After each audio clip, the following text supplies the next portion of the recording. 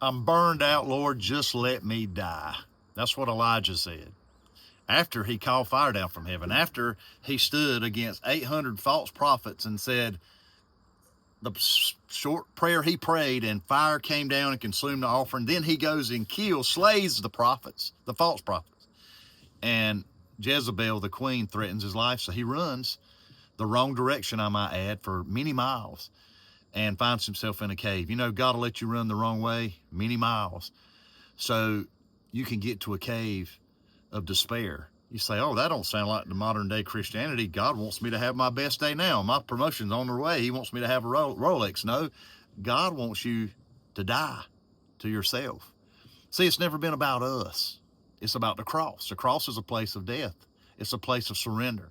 When Elijah got to that cave, he come to the end of himself, and he could hear that small, still voice. See, earthquake came, God wasn't in that. A fire came, God wasn't in that. A strong wind came, God wasn't in that, but he was in a small, still voice. See, we look for God in the big things, the loud things. No, God's comes to us in that small, still voice. God doesn't have to prove anything. God's not trying to impress us. And you know what? You and I don't have to prove anything, and we don't have to impress anybody. What we have to do is surrender. Paul said, I've got this thorn. I need you to help me, Lord. I can't take it. God says, no, my grace is sufficient for thee, Paul, because in your weakness, I am strong. See, it's not about Paul. It's not about our will and what we want to do. It's about the cross. It's about the strength of God in our lives, working through our lives. You're where you're at. You're burned out for a reason. You're wounded for a reason. You're not going to stay that way. He's not going to leave you there. He wants you to be silent and listen. He's going to give you direction.